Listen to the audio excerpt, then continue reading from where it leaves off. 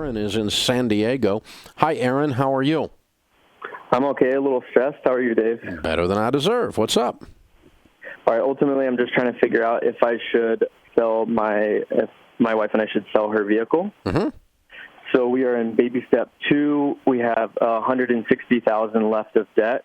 Last month, last month we started your program. We were at $201,000. Oh, you're moving fast then. What's your household income? Yeah. We right now gross is $120, and so we take home about $8,000 a month. Gotcha. And what is what's the debt on? So I printed out my every dollar budget. I have 36 in credit cards. Between my wife and I, we have $39,000 combined in student loans. Her car is $33,000 left. I have a personal loan for $14,000 to my dad. He loaned me $10,000 to get out of my truck that I was upside down in last month, which was why the big decrease of going from 201 to 160. Mm-hmm. And then we also owe $38,000. It's a HERO loan, which is we financed our solar system and HVAC system through our mortgage. Oh, Lord. I know. Okay.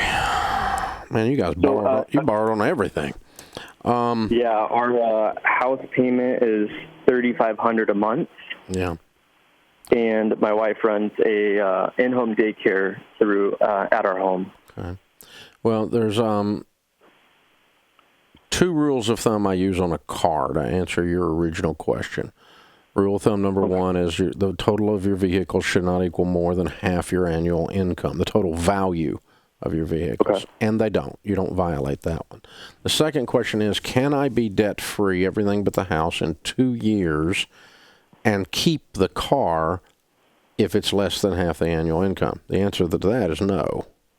Mm-hmm. Which means you do need to sell the car. If the car was $3,000 in debt, it wouldn't move the needle on 160, but I would sell the car.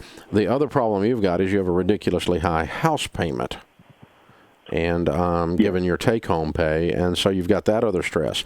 So let me tell you what I think I'm seeing. Are you guys, 33, 34? We're both 30. 30. Okay, you're right around there. Took a while to do this. You didn't do this overnight. So what's happened is you guys were normal, and you pretty much, if you wanted something, you bought it. That is correct. And that's the credit card debt. Originally, it was a student loan. Then it was the car. Then it was your truck. And then it was the HERO stuff and all that. I mean, if we see something, if we can sign papers and they'll give it to us, we'll sign the papers. So let's just buy it. And you just, step by step, layer upon layer, have gotten yourself into a real thing of gumbo here, a real soup, right? I mean, there's a lot of stress on this. You guys it's stressful. So, how long have you guys been married?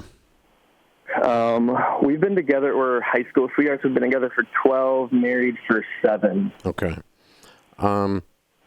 Once you guys started feeling this and it built up, I'm guessing 3 years ago probably, what's the effect on your marriage? Are you guys okay? We are now. We're a lot better now, honestly. So my dad, in order to give me the personal loan, he said, you guys are going through FPU, and then I had to buy a hoopty, and then he paid down my negative equity in my truck, and in the last 2 months, it's been so much better. Good. Okay. So by having a game plan and a direction that's not into the ditch, it took some of the stress off the relationship. That's good. That's what it normally does. So, because normally, I mean, I would have guessed 6 months ago, if that was 3 months ago, 6 or 8 months ago, y'all were probably like Sharon and me when we were going through it. We about killed each other. I mean, it was nasty, Yeah. So what we want to do is, that's the main thing, is I want to make sure marriage is okay, because that's more important than all this crap, all this stuff, right?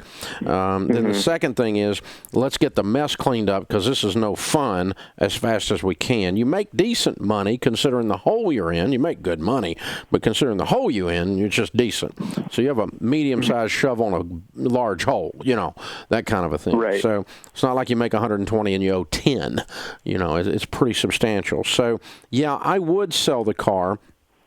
I want to make sure she's emotionally on board with that we're both saying we've had it, we're going to do whatever it takes, we're ready to win, and we know that we're not driving junk cars the rest of our life, but for a period of time, we got to clean this mess up. Have you cut up all the credit cards? I actually changed all my credit card numbers, told everyone I lost them, and then cut them up when I got the new ones, so there's no more auto pays or anything on them.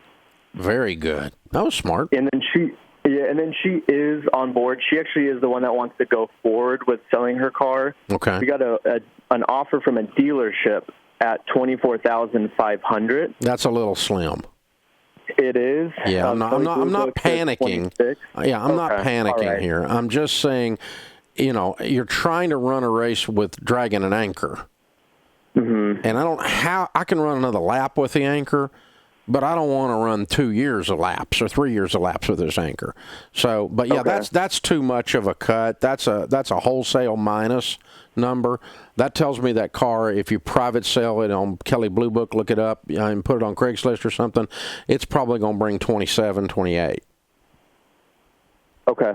Yeah, we have it at 27, and Kelley Blue Book is 26.9. There we go. Okay.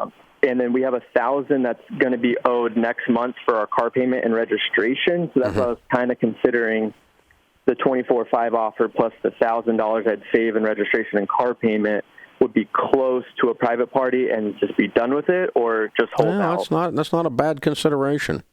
And plus the payment is $500, right?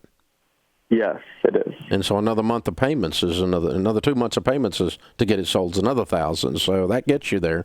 Yeah. I think your analysis is pretty good there. I probably am going to do that in this case. But the $1,000 is unusually high, and it's obviously a San Diego, California situation. In Tennessee, our registration and stuff's nowhere near that. It's like $100 or something, so we don't get hit that hard. So, but that changes the equation. You're right. That's new information, and I think I like your analysis. Yeah, I'm going to take it. Here's the thing. The beautiful thing about what you're doing, the truck and the car are gone. Those are very emotional decisions because all your friends see that, you feel it, and that is showing your commitment to all this change, both of you together. And I just love it. I really predict you're going to be fine. You're going to do really, really well. And just keep digging on it. Keep scratching on it. And I'm my tip of the hat to your dad for, putting some stipulations on his help, which actually gave you real help. That's very cool. Financial Peace University is turning it around for you guys. You got this, Aaron. It's going to be a tough 2 years, and then you're going to be back in the green again. You're going to be okay. Hey, if I can help you more, you call me anytime.